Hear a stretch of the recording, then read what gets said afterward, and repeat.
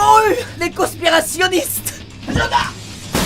Ça y est, une fois de plus, il y a un truc qui m'a bouffé le cerveau et je n'arrive plus à dormir. Et une fois de plus, je fais une vidéo pour vous en parler, pour me sentir moins seul dans ma détresse. Ça fait longtemps en plus qu'on n'a pas fait une vidéo conspiration, théorie du complot, tout ça. Franchement, je pense que ça va être la meilleure de toutes parce que il y a un tel mystère autour que c'est génial. Autant les gens qui croient à la Terre plate, je trouve ça con, car t'as juste à envoyer un putain de satellite en l'air pour comprendre que c'est faux. Autant là, j'adore. Connaissez-vous les pyramides? Il y en a dans plein de pays. Certaines sont vieilles de plusieurs milliers d'années. Les plus connues sont sur le plateau de Gizeh en Égypte, où on peut trouver les pyramides de Khéops, la plus grande, celle de Khéphren et celle de Mykérinos. Alors avant de commencer à parler des pyramides et de pourquoi elles attisent la curiosité de beaucoup de scientifiques et la mienne, le bon con de Squeezie, c'est très mystérieux ce qu'il y a autour des pyramides. On ne sait toujours pas comment elles ont été construites à l'époque. On a des théories, mais on n'a jamais mis en pratique la théorie. C'est-à-dire qu'on pense qu'ils ont fait comme ça, mais on n'a jamais essayé de le faire nous de la même manière. Ce qui fait que tout ça, c'est des théories. Il y a des spéculations autour de certaines théories plus que d'autres, mais c'est ça qui fait le charme des pyramides, c'est ce putain de mystère qu'il y a. Sauf qu'il y a des faits qu'on peut constater en allant voir les pyramides qui remettent en question certaines choses qu'on a affirmées qui sont peut-être pas vraies. Peut-être qu'on s'est trompé. Je vais peut-être faire des erreurs dans ce que je dis. Je vais peut-être dire des trucs où je suis un peu à côté de la plaque, mais ne m'en voulez pas. Voilà, je veux juste parler d'un sujet qui me fascine et je vais essayer de dire le moins de conneries possible. Et vous savez quoi? Si vous voulez me corriger sur certains trucs ou plutôt apporter des précisions, n'hésitez pas dans les commentaires. Je veux que cet espace commentaire soit le meilleur de tout YouTube. Maintenant que ceci est dit, commençons. Les pyramides sont des tombeaux pour les pharaons. Ça, je pense que vous le savez. La plus grande pyramide serait le tombeau de Khéops. Pourquoi je dis Khéops en criant, je ne sais pas, mais je suis excité de vous en parler. La grande pyramide de Khéops serait vieille d'environ 4500 ans. Elle est faite de plus de 2 millions de blocs de pierre différents, de formes et de tailles différentes. Et vous allez voir dans quelques instants que ça n'a pas du tout été fait à l'arrache, que tout était parfaitement calculé. D'après la plupart des égyptologues qui vont détester cette vidéo, elle aurait été construite en 20 ans. Pourquoi 20 ans et pas plus? Parce que c'est la durée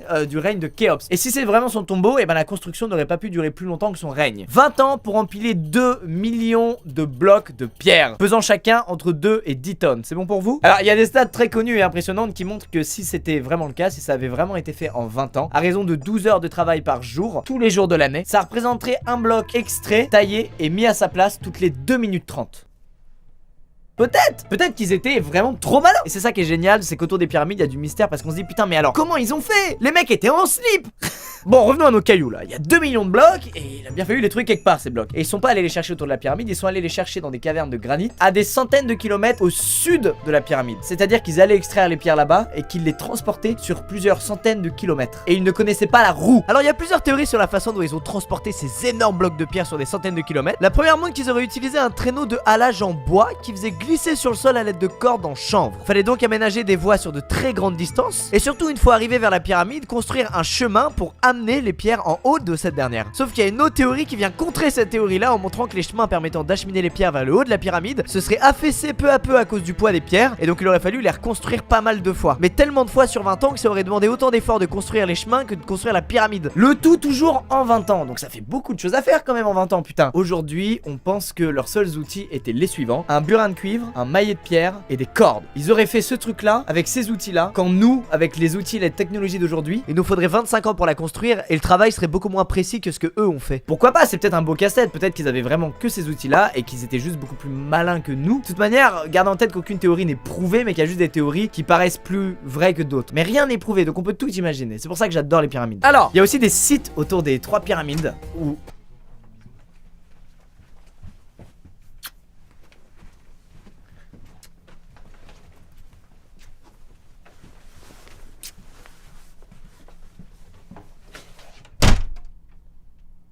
qui sont par exemple des sanctuaires qui sont faits de murs. Sauf que les méthodes utilisées pour faire ces murs, ce n'est pas comme nous. La manière la plus simple de faire un mur aujourd'hui en fait c'est de faire des pierres de la même taille, de les mettre les unes sur les autres et de les fixer avec du ciment. À l'époque ils n'ont pas du tout fait ça. Ils ont découpé des pierres avec des formes qui ne sont pas du tout les mêmes et pourtant elles s'emboîtent parfaitement. C'est une précision, c'est chirurgical et il n'y a pas de ciment entre les pierres. Pourtant on ne peut même pas y passer une feuille de papier. C'est quand même incroyable. Non, y'a que moi qui trouve ça incroyable. Bah tous les maçons là qui regardent la vidéo avouez que c'est quand même incroyable.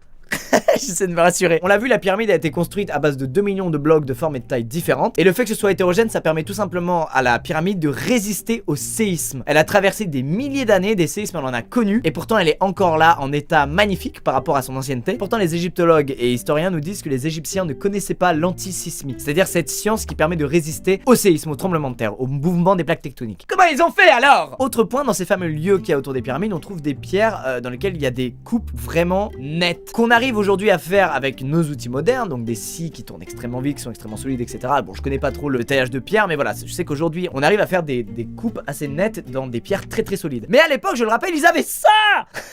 Comment ont-ils fait pour faire des coupures si nettes dans des roches si denses et surtout dans des quantités pareilles alors qu'ils n'avaient qu'un maillet de pierre et un burin? Alors encore une fois, peut-être que c'était leurs outils mais qu'ils avaient quand même des techniques particulières pour réussir à couper de cette manière-là la pierre, ou alors ils avaient d'autres outils dont on n'a pas retrouvé de traces et qui leur permettaient de faire ça, mais on ne sait pas. Autre chose aussi à propos de ces outils, c'est que la pyramide est orientée presque parfaitement vers le nord, vers le pôle magnétique nord. Mais à l'époque, ils n'avaient pas de compas, ils n'avaient pas de boussole pour mesurer, pour voir où était le nord, l'ouest, l'est et le sud. Et pourtant, elle est décalée que de 5 centièmes de degré par rapport au nord parfait. Pour vous donner un ordre d'idée, l'observatoire de Paris qui a été construit au XVIIe siècle, lui, est décalé de 25 centièmes de degré par rapport au nord. Alors qu'on est des milliers d'années plus tard, on n'arrive pas à faire aussi bien qu'eux. C'est ça qui est fou. Bon, ok, Lucas, on a compris la construction, c'est trop bizarre, tous ces blocs, tous ces trucs, mais peut-être qu'ils l'ont fait. Peut-être qu'ils ont tout simplement vraiment transporté tout ça, qu'ils ont vraiment réussi à tailler tout ça avec leur burin parce qu'ils étaient extrêmement nombreux, avec des architectes incroyables, avec des méthodes incroyables, avec une rigueur exceptionnelle, et peut-être qu'ils ont vraiment réussi cet exploit en fait. Alors là, on est juste sur la théorie de la construction qui est la théorie principale, de savoir comment ils ont fait. Il y a des trucs quand même bien plus bizarres que ça. Premièrement, la grande pyramide de Gizeh indiquerait les équinoxes. Les équinoxes, c'est le moment de l'année où le soleil se trouve le plus à l'est. En fait, les faces de la pyramide seraient légèrement